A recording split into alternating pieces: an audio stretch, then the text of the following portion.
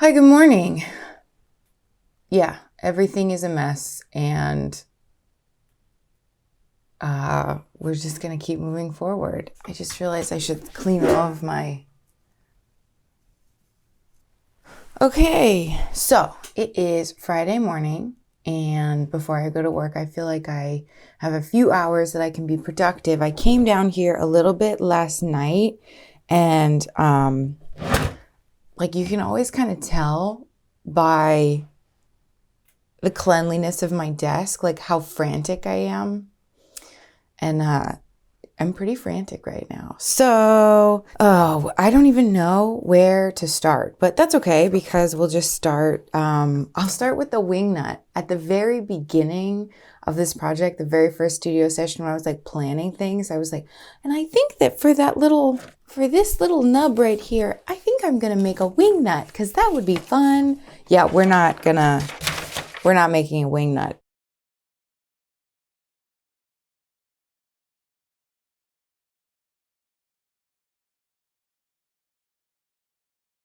So I don't know exactly what size I'm going to use. I'm either going to use a 5mm CZ or a 6mm CZ. And so I have here 6.5mm tubing and 5.5mm tubing. And I've got my 6mm CZ and my 5mm CZs.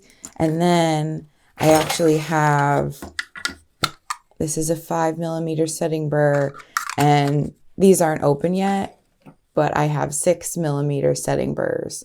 So that's going to be a game time decision, like when I'm actually making it, but I just wanted to follow up that there's not going to be a wing nut. And so what I've been doing now is I've been avoiding riveting. I just feel like in the mornings, I don't have the heart to like go for it because so much is at stake. And so tomorrow morning, which will be Saturday, I'm probably gonna do all of the things that I've been avoiding. But there's certain things that I can do that are kind of like lower, well, it's not like they're low stakes, but it's like I'm not gonna mess them up. So one thing is I think I mentioned it in a previous studio session, but I'm not sure. I decided that for the clamp jaws, I want to put little pads there. And so I started troubleshooting what the pad is going to like look like and how it's going to fit. And so last night I came in, don't be mad at me. I came in here by myself. I didn't turn on any cameras and I just troubleshooted like the measurements here. Let me show you. This is how manic I am. This is like the layout for how you score and bend. And this probably, like, this is chicken scratch written by a chicken. I don't know. And so these don't fit. They're both obviously too small for going over the ends, but it was just like I think I have it right. So I'm going to do it with the measurements that I think are right. Third time is the charm, I guess, in this case. And I'm going to do that like as I'm filming. So I have to make 4 of those. Everything else is pretty much going according to plan. The only thing is I had like the last thing that has like kind of evolved, because I find that a lot of times these projects evolve as I'm working on them, which kind of makes it fun. This was originally my drawing for the nuts. So I don't even know if you need me to demonstrate this, but like, you know, this is going to go, there's going to be a nut and bolt that go through and like hold all of these together. And so originally, so the holes that are all drilled, like these holes that are the through holes, they're all drilled to be corresponding to this tube, which is 2.5mm. And I was going to use this tube, which is a 3.5mm tube, and it just slides on like that. And so I was going to, for the nut part of it, I would have a little cap like that. Long story short, I decided I'm not using 3mm CZs. I'm using 2mm CZs. This is how it so I need to make, for this nut and bolt, I'd need to make, for this set of 2, this pair of clamps, I'd need to make 24, which is fine. It's just I don't have enough tube in the 3.5mm to make 24. And I just don't have any more. And now I have to mail this on Monday. And it's all fine. It's just okay, how are we going to pivot so that this can be a thing that actually is happening?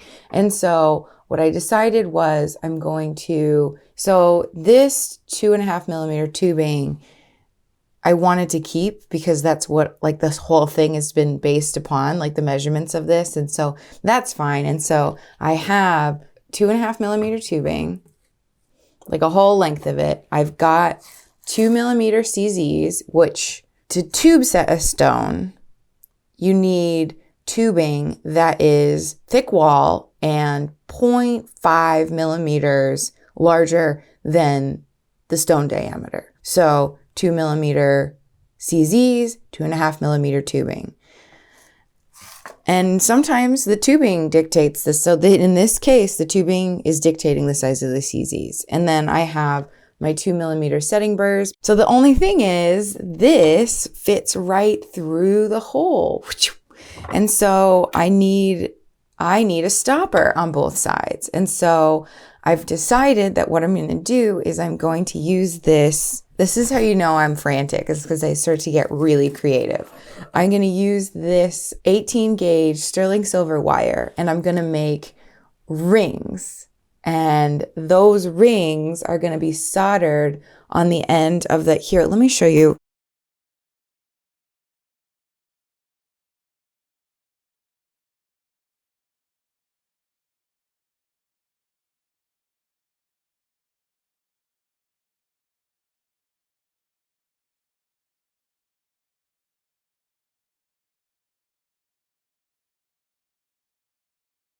Well, I don't need to actually have the tube and then the cap that's bigger. I just need a stopper.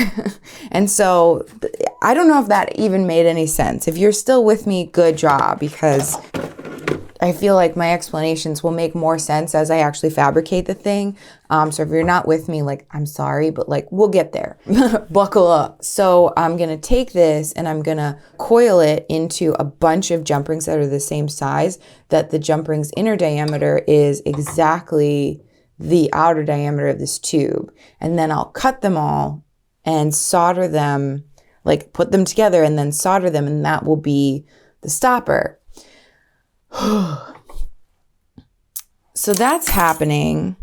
And I guess that's the whole update for right now. So you know what this means. Let's get to work. Check, check. Check 1, 2.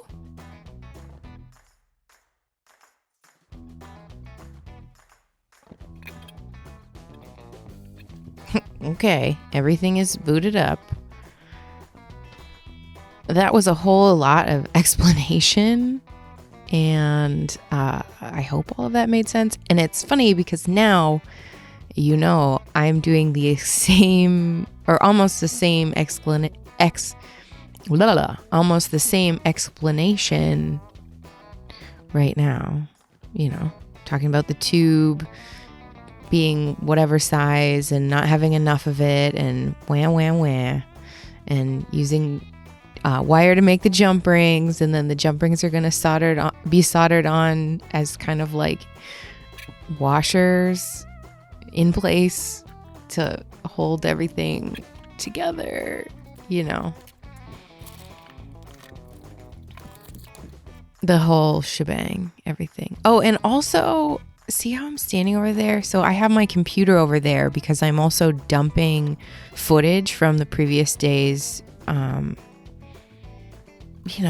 All my cards started getting full. I started buying cards like, I don't know, a possessed person.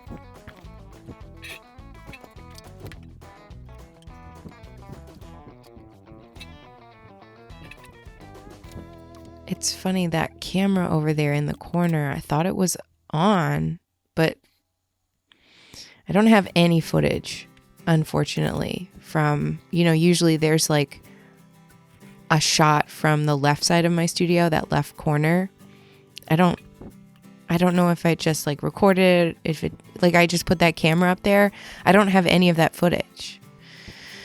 So I don't know if that like memory card was corrupt, and at this point now, it's been so long, it's like if there was footage, it's lost. I don't know if I thought I was pressing record and I really pressed stop or something, but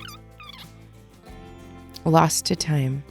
We'll just have to make do with what we've got. Okay, so I'm setting a CZ in the end of this tube because I like to set my CZs before I cut off the little length from the rest of the tube, because it's harder to set them when you have less to grip onto. So yeah, so there. I cut the seat with a setting burr, and then I just put it in there, and now it's just in there, like it's just hanging out. You got to burnish over the edges with the burnisher, and that pushes the really thin metal that's like left after you cut the seat. It pushes it over the girdle of the stone, and that's what holds it in place forever, or like what we think is forever. So I've got like my magnification lens on my iPhone right there, and getting a close-up shot, which will be seen in the final edit. And I annealed some wire that I'm going to make jump rings out of, and so I'm just taking it out of the pickle pot. Okay, got that shot. Roll back to the bench pin. And now I'm going to troubleshoot what size the jump ring should be. So yeah, I don't have a small enough, usually I use those center finding punches, but I don't have a small enough one, so I have to use a drill bit, like the bottom shank of a drill bit. And yeah, just using the annealed wire, putting it around the drill bit, testing it against the tube. It's too small, so using a bigger size. So basically I kind of troubleshoot and find the right size drill bit, because you make, okay, so that's the right size drill bit, and so you make one, and the metal wants to spring back larger, so you have to use a smaller drill bit to make the right size jump ring. So I just do it by intuition, feel, trial and error. So now I have a whole roll of them, and I just keep going back over to the computer. It starts to get more frequent. That's why I'm mentioning it, because there's a lot of times when I'm going over to where, to the right of my drill press is my computer. So, yep, I'm just using the jeweler's saw to cut through those jump rings. Have a couple of different angles set up for the cutting sequence.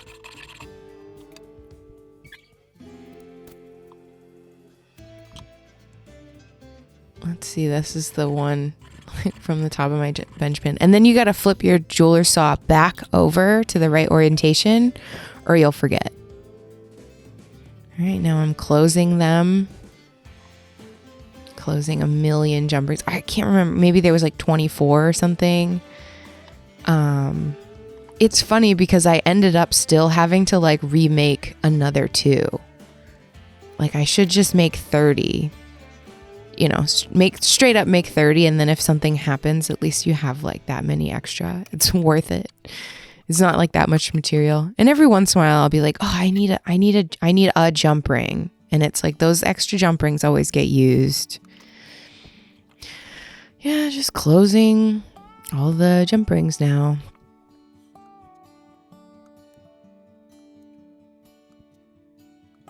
Yeah, if I look over at that one by my cast iron skull,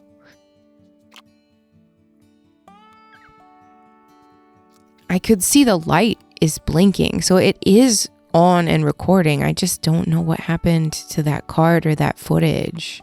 So the only 2 shots of this sequence I have are this one and the GoPro Max, which is at the head of the bench.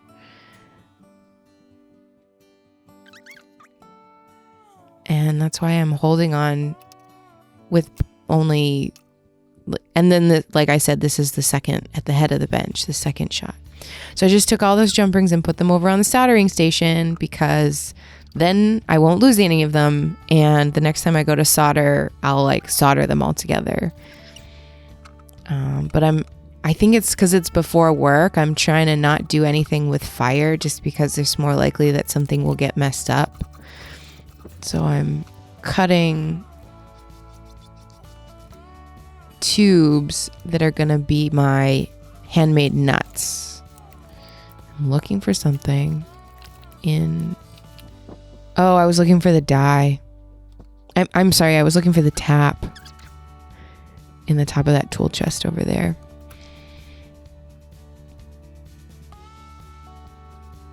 I think that's it for the day.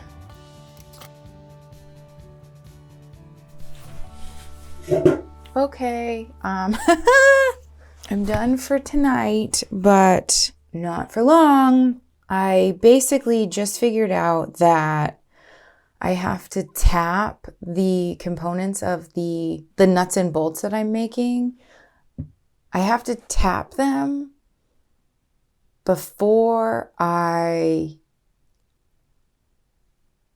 set the stones.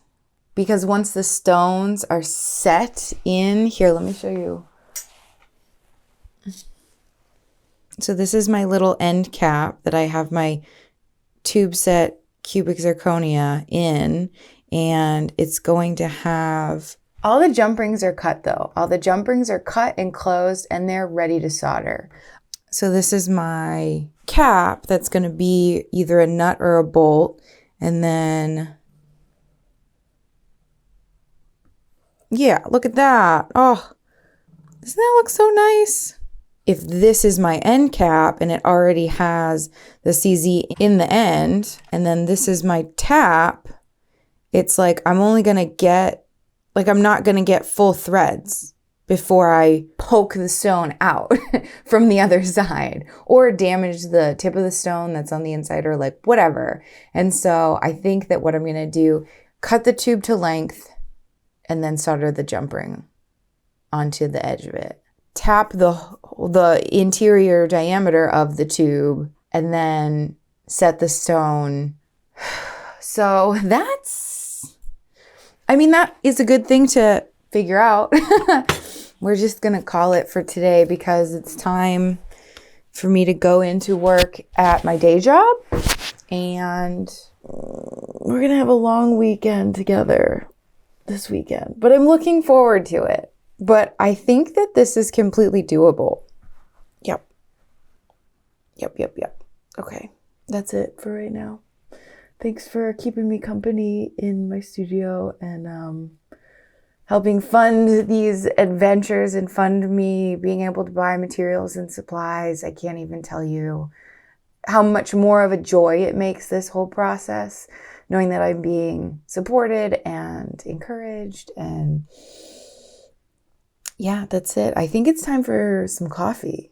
It's funny, like I don't necessarily need coffee to come down here because I'm like just so excited about working on this project. But then it's like once I'm like, okay, I'm going to wrap it up and go upstairs and get ready for work, I'm like, oh gosh, gonna need a cup of coffee for that. Isn't that funny? Another thing I was thinking about is like, it's great that in the morning I just like wake up and come down here, and if I don't remember to brush my teeth, which I didn't this morning, I just came right down here, you don't mind because you can't smell how bad my morning breath is. So I gotta go brush my teeth before I go to work. I'm gonna make a cup of coffee and just carry on with my business. So thanks again for tuning in and for always supporting me. And I love you. And I'll see you tomorrow morning. Okay, bye. Mwah. Mwah. Hi. You probably know what this means by now, but this is my thank you performance to the Patreon members of my Ironclad crew. If you want to know how many times I've recorded me dancing and singing to this song, it's a lot. this is what I could think of to publicly thank them for their constant love and support and monetary sponsorship. So thank you, Ironclad crew. I love you. All right, are we ready to dance to this? By the drawers? You want to do by down there? By the hammers. What do you think about the hammers? By the hammers.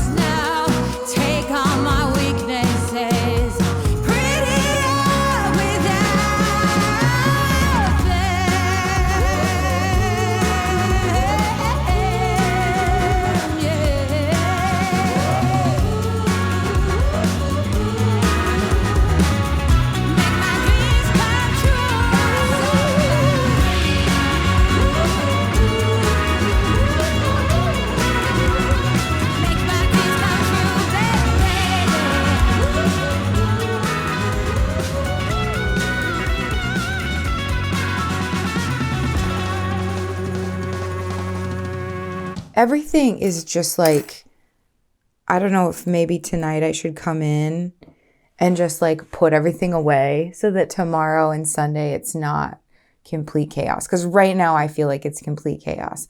And I'm like knocking things, or like I'll be like holding the tube in my hand and I'll reach for something and that'll like fling everything everywhere. It's like an unsuspecting Rube Goldberg a little bit, which is just, I mean, whatever.